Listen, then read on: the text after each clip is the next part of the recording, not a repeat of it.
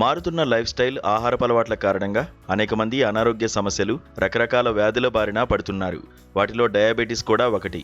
ఈ సమస్యలను తగ్గించుకునేందుకు చాలా మంది అనేక రకాల మందులు వాడుతూ ఉంటారు. కానీ అవి వారికి పూర్తి పరిష్కారాన్ని ఇవ్వలేవు. అయితే మన రోజువారీ ఆహారంలో కొన్ని మార్పులు చేసుకోవడం ద్వారా డయాబెటీస్ను కంట్రోల్లో ఉంచుకోవచ్చని ఆరోగ్య నిపుణులు చెబుతున్నారు. ఆరోగ్యకరమైన జీవనశైలి కోరుకునే వారికి, డయాబెటీస్ను కంట్రోల్లో ఉంచుకోవాలనుకునేవారు తమ రోజువారీ ఆహారంలో తెల్లన్నానికి బదులుగా కినోవా రైస్ తీసుకోవాలని ప్రత్యేకంగా సూచిస్తున్నారు.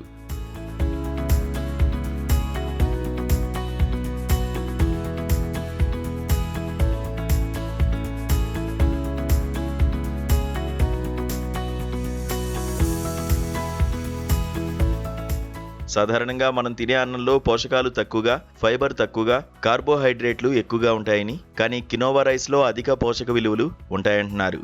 ఇందులో సుమారు 13-14% ప్రోటీన్, 12 గ్రాముల పైన ఫైబర్ ఉంటుంది. కినోవా రైస్లోని ముఖ్యమైన ప్రయోజనం ఏంటంటే దాని నెమ్మదిగా జీర్ణమయ్యే గుణం. అధిక ప్రోటీన్, ఫ్యాట్ కంటెంట్, ఫైబర్ ఉండడం వల్ల ఇది దశలవారీగా జీర్ణం అవుతుంది.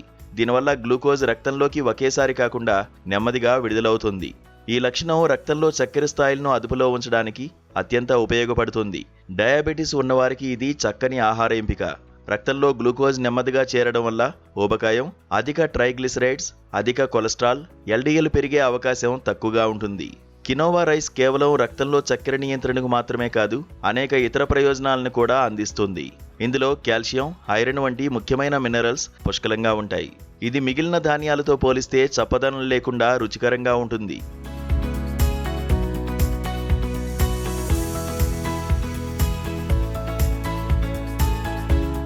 ప్రస్తుతం తెలుగు రాష్ట్రాల్లో కినోవా సాగు పెరగడం వల్ల దీని ధర కూడా అందుబాటులోకి వస్తుంది. కినోవా రైస్ను వివిధ రకాలుగా తీసుకోవచ్చు. దీన్ని ఉడికించి అన్నంలా తినవచ్చు. అలాగే ఒంటరిగా ఉండేవారికి లేదా సమయం తక్కువగా ఉన్నవారికి కిచిడీగా వండుకోవచ్చు. నానబెట్టిన కినోవా రైస్తో పాటు పెసరపప్పు, ఆకుకూరలు, క్యారెట్, బీట్రూట్ వంటి కూరగాయలు కలిపి కిచిడీ వండుకుంటే పూర్తి పోషకాలు లభిస్తాయి.